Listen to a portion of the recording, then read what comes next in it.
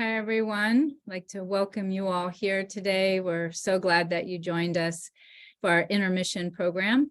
Intermission is a part of the Will Rogers Foundation. We're providing education for our community around financial wellness and emotional well-being. And today, I have the distinct pleasure to be here with Stella Gold, who's going to talk about both of those things. Stella is a financial educator. She's passionate about addressing the emotional side of money, which we're going to get into today.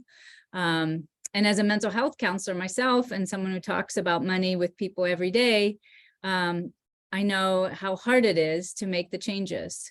So what we all hope here is that you walk away with just one piece of new awareness about your situation, because this is how we change, by noticing our patterns, noticing what's not working for us, noticing what is working for us. So we're not here to judge ourselves. We're just here to reflect and learn. Just a little housekeeping. We have a Q&A box down at the bottom. You can see that there. You're welcome to put questions in there at any time. Stella's going to address those probably towards the end of her webinar. We'll go about 30 minutes. And yeah, Stella, take it away. So happy you're here. Thank you. Hi, everyone. Thank you for the warm welcome. And I'm excited to dive into today's exploration. Just like Samantha said, we're here to really not judge ourselves. We're here to reflect, explore, and get curious, right? And we'll do that together as a community. So yeah, let me share my screen. And we can dive in. So making sure everyone can see everything just fine. Great. All right. So today we're going to talk about big money feels, because money can bring up quite a lot of feels. Personal experience right over here. And the intersections of money, mental health, and our identities is what shows up in those big money feels for sure. So let's dive in. First, I want to just share a little bit about who I am, a little bit about me, my why as well, on how, I started my gold standard. And my name is Stella Gold. My pronouns are they, them, and I am a financial educator and activist, and the CEO of My Gold Standard. I am calling in from the Ohlone-Ramaytush territory, otherwise known as the San Francisco Bay Area, and my why. So my path to financial education was really unexpected. So I went to school for psychology and journalism. And in 2015, I lost a parent unexpectedly. My father passed away, and this left me my mother, who's an immigrant from the Philippines, and my sibling just drowning in grief and financial anxiety, because my father didn't plan to pass away, and didn't really think about it even as a long-term financial goal to take care of. And so I'm sure most people can relate to this. School didn't teach me how to adult with money. And when I did try to seek out the education of financial literacy and also guidance, every single person that I met with was really dismissive emotionally, and just like didn't really understand how to relate to me as someone that's first generation, mixed race, queer, non-binary, all that good stuff. So the human aspect and the emotional weight that money can carry was really overwhelming. And the person on the other side of the table, I just felt didn't know how to meet me in the middle there, especially with something like my father's passing. And so from that experience, I actually decided to start my gold standard, become the person that I wanted to be for myself. And I made it my absolute mission to turn my grief into gold, hence the name, and teach myself all that there is to learn about money, not just the literacy, that's important, but also including in the literacy, how it shows up in our bodies, mind, heart, and even spirit. And so I want to dive into the trauma of money method. So this is where I got my certification in being a trauma-informed financial educator. The trauma of money method is a compassionate approach delivered through online training that explores frameworks for healing collective and individual traumas to create financial safety and well-being. So everything that you see here is going to be, all the learnings and even unlearnings from this incredible course that I took. And so a quick disclaimer is that this is not investment, tax, or legal advice. We won't be getting too far into the weeds in that today. But I also want to make sure that you know that this is also not psychotherapy or a substitute for psychotherapy, professional mental health, or medical care. This is financial and psychoeducation. But if at any time you feel emotionally triggered to the point that it feels out of your control, please seek the support you need in the form of a professional therapist, or please do reach out to me, Stella, to put you in touch with resources available. And also, however you can be in community here, whether it be keeping your screen off, staying anonymous, or chatting or not chatting, whatever you do, whatever you need to do for yourself to feel safe and secure is thumbs up. So let's dive in. I like to start off each workshop that I do with a self-reflective question. So if you have a pen or paper, I'm quite a journaler myself. You could type on your phone. You can feel free to share in the chat box your answer, or you can just mentally think about it, whatever feels good for you. And I want to start off with this question, hold some space for it. What is my core belief about myself and money? So I'm going to give some space for that.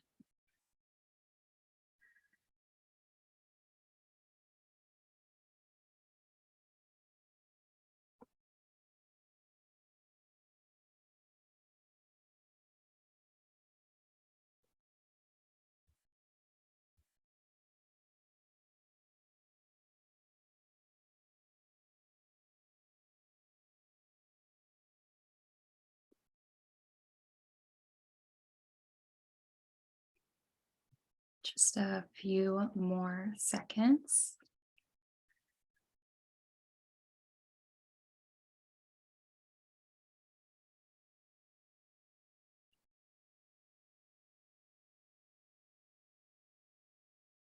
All right. And if we need to take deep breaths in between, I forgot to mention Erwin, my handy dandy plushie, is here.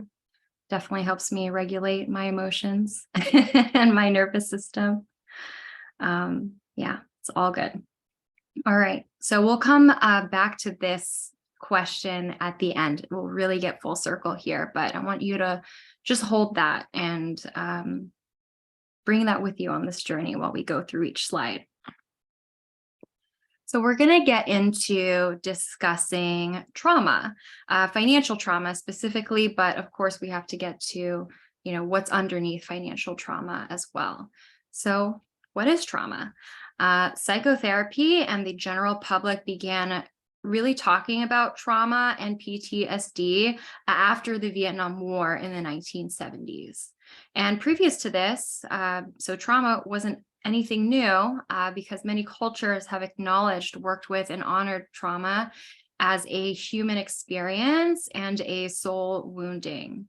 And thanks to the work of women like Judith Herman, as we see over here, psychotherapists expanded their understanding of trauma to include survivors of domestic violence and sexual trauma as well.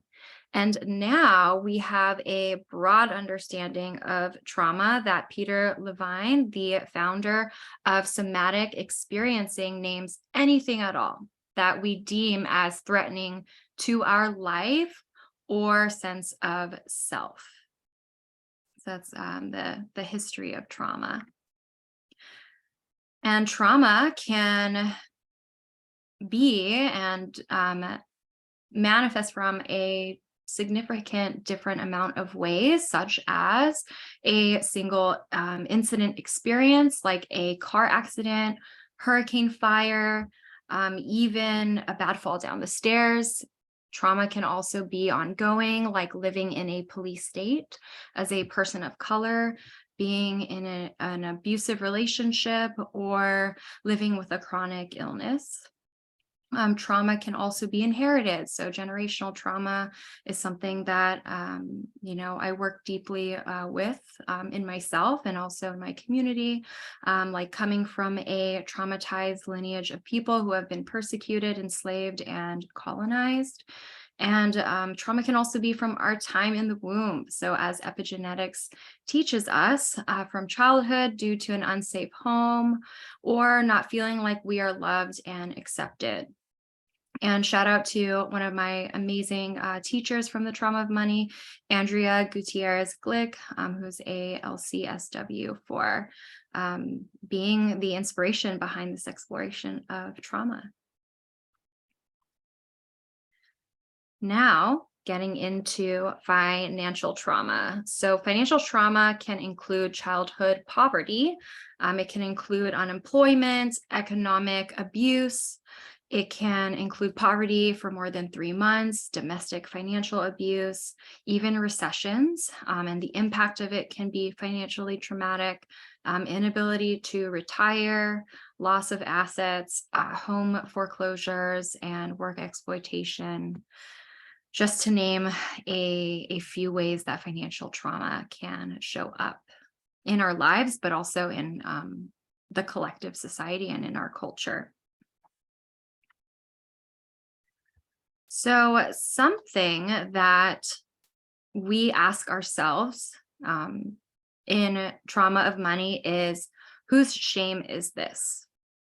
And I think that this is a really important question because when a core belief arises around money and when trauma is activated in the body, and it invites us to get curious instead of our knee-jerk reaction, which might be to judge ourselves, right?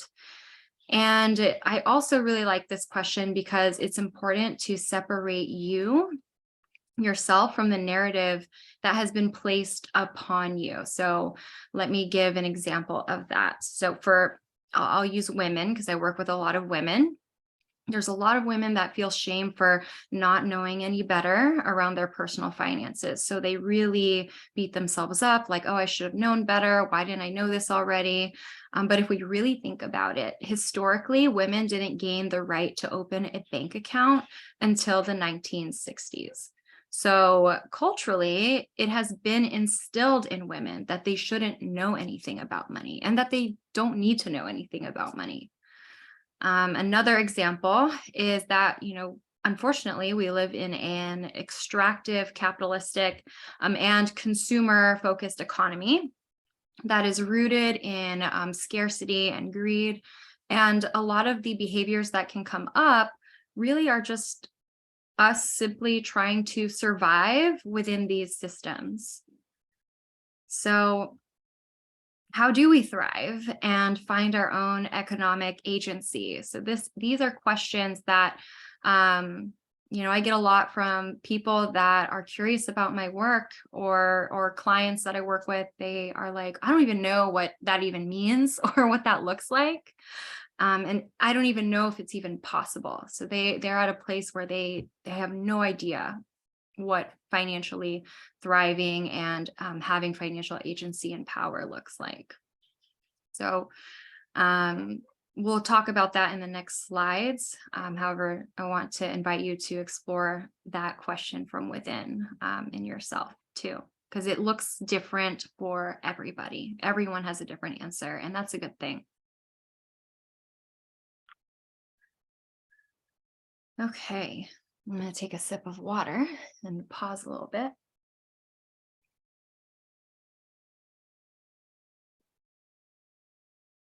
All right, so getting into the window of resilience, my favorite thing ever. The window of resilience, otherwise known as the window of tolerance, is a term created by Dan Siegel, MD, used to describe the zone of arousal in which a person is able to function most effectively. So to me, being in the window of resilience is the place where you can reclaim your financial agency and power in partnership with financial literacy, because it is about being informed and educated too. And my definition of the window of resilience is when the nervous system is regulated and that person has the capacity to receive, process, and integrate information and respond. So we're acting from an anchored place in our bodies here. So I want to just briefly touch into my pups out there. I want to briefly touch into what a dysregulated nervous system can look like in the form of hypoarousal and hyperarousal. Sorry, y'all. The dogs are excited.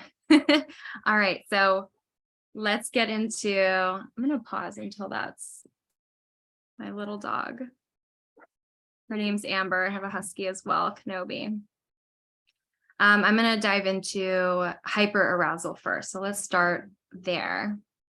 So hyperarousal is that feeling that I would describe as you feel under threat. You feel like you're dying and you immediately go into this flight or fight mode response, and you just want to exit the premises immediately. That is hyperarousal, and signs of hyperarousal include, but are not limited to, hypervigilance, difficulty breathing, overstimulation, such as sensitivity to noise and light, insomnia, and anxiety are just examples of ways that hyperarousal can physically manifest in our bodies. And hypoarousal, I like to describe this as the I feel dead inside feeling. It's a place where you check out and go into a freeze response. Signs of hypoarousal can include numbing, social withdrawal, emptiness, disassociation, and a disconnect between the body and your emotions. And so, how does trauma and the window of resilience intersect? We can get into a place called a false window of resilience. So this is how we interact with money. A lot of folks right now in general, including myself, are experiencing, an influx of money anxiety due to the last couple of years. I mean, it's been a lot. So there's been a global pandemic. There has also been inflation and stock market volatility, among other things too, that can coexist in, our daily lives. And a lot of it can and does come from our past too. And that's what I mean. That's why I wanted to kick this workshop off with exploring trauma in our history and our relationship or lack thereof to it. So the false window of resilience is reacting to our nervous system discomfort with behaviors that are actually not in our best interest. So it's tricky because these behaviors soothe you, but they're temporary and create a false release of stress. So some of that might include overspending, hoarding, financial avoidance, financial rejection, risk aversion, and workaholism. So these are some behaviors that can show up. And I want to give an example of why someone might behave and act that way. And I'm going to pull from hoarding as an example. Someone that grew up in poverty and now is creating and cultivating an income where they're no longer in poverty, might hoard their cash excessively to a point that's extreme. Like I would say it's extreme because they had so much shame by not having enough money. So they're hoarding their money away, creating this illusion of safety and security, and keeping it in cash instead of, for example, investing that money, or even spending that money on pleasurable and joyful experiences. It's all about balance. So that's completely understandable given that person's experience. So I share that to say, we are all carrying our own money stories with us. And to get into the ways to expand your window of resilience, so moving from the false window of resilience to your authentic window of resilience, what I like to call it. It goes into normalizing your emotions and what's happening in your body. And also there's other ways to expand, such as working with a professional therapist. Shout out to my therapist. Love her. Breath work and meditation, tuning into your body by moving. So some of my favorite things: moving, stimming, roller skating, dancing, walking, stretching, laughing, noticing and normalizing your emotions, but not acting on them.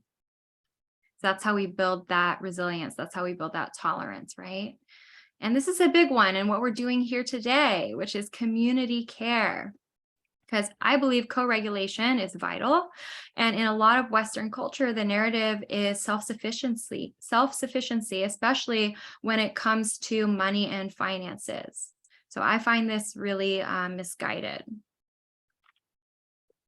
So I want to end this workshop with another reflective question in coming full circle, and then we'll open it up to questions, and I'll hold space for this for 1 or 2 minutes.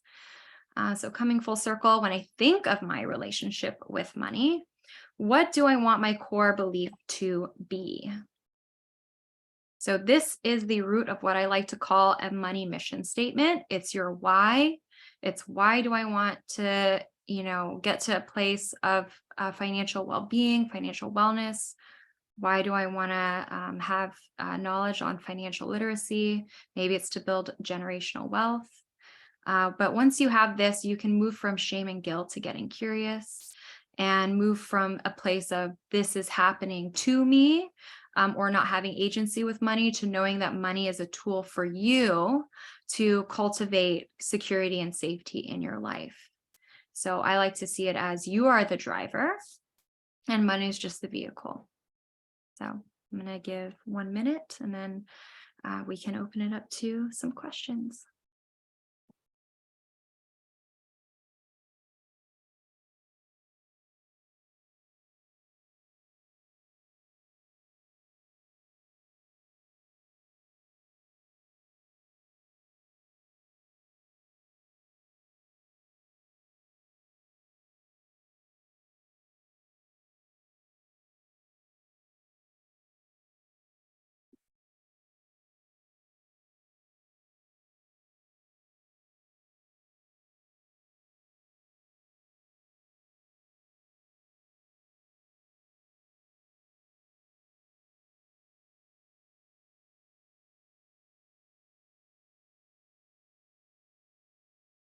And for those that have answered this reflection, feel free to use that question box, and you can type it in the chat, or you can answer it anonymously in the question, or ask the question anonymously in the question box.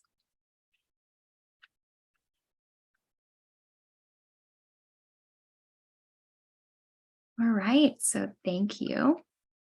Let's answer some questions. And just as a reminder, you do have financial agency and power.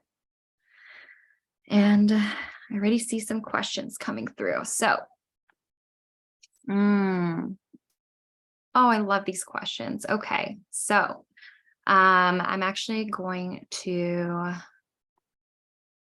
pull this up over here. So let me answer. I'm going to answer this live. So someone asked, what are some examples of financial rejection? Wow, I have quite a few examples, but for the sake of keeping it short, financial rejection could look like, oh my gosh, so many. I'm just getting flooded with examples. So it could be like advocating for yourself, like asking for a raise, and that person saying not just no, but like, how dare you even ask? True story that happened to me. And another example of financial rejection could be, I mean, I feel like living in financial scarcity can just feel like such a financial rejection of society, of like the culture that we live in. You know, lack of resources is a financial rejection.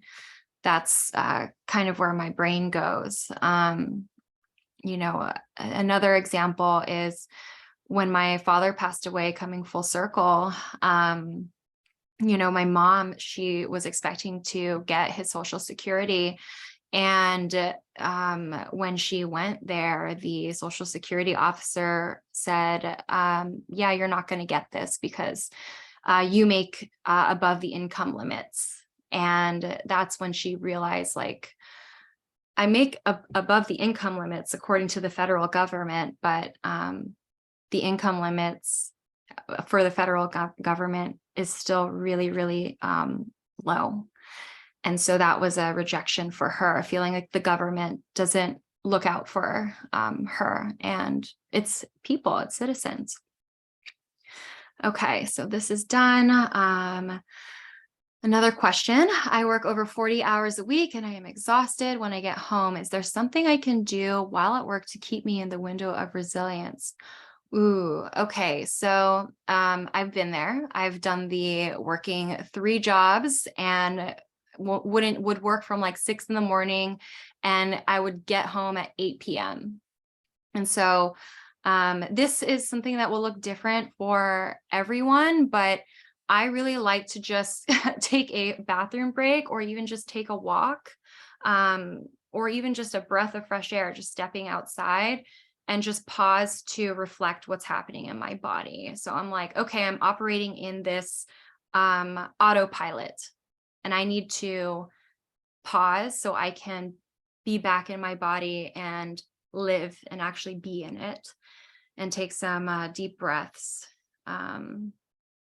And moving your body can really help. This is where like the stimming can really help. Shaking in the bathroom, that's you know, things that I would try to do something somatically for yourself throughout the day. Okay, so I answered live this question box. So I'm going to answer one more question, and then we can wrap up. So I am constantly feeling shame around my finances and find that I always struggle to concentrate on creating a budget, so I never complete it. Before I get into that, I just want to validate that. That's completely understandable. Looking at your budget, seeing your finances, seeing those numbers can bring up a lot, and that's where that avoidance can come in. So I just want to normalize that behavior. Do you have any tips on what I can do to help me in that moment? I honestly would make a list of steps for yourself and space it out by whatever your pace is, I want you to honor your pace. So is creating a budget, you don't have to do it in one day, right? You can be like, today I'm just going to look at my pay stub and see what money is coming in. And that's the number that I'm going to write down. And then 2 days from now, I'm going to go and look at my checking account or credit card and see what my expenses are and write those things down and list them out and add them up. And then I'm going to see what I have left over. So what I have left over to, spend on non-essential budget related things, right? Non-essential expenses. And that's where you can start to dream and get really excited of like, okay, where do I want my money to go? So I would do it in doses and space it out, and make that list of what to start with in creating a budget before you actually get to creating the budget, and to honor your pace. Yeah. All right. So that has been answered. Samantha, you can come through, and we can wrap up. Yeah. Thank you, Stella. That was really good. I really enjoyed the question about the core belief about money. I think that's so important that we can get to that. Yeah. I'm really looking forward to part 2 with you, which is exciting. Yeah. So for all of those you signed up today, you'll get an email from us and it'll have the free budget tool that Stella is going to share with us.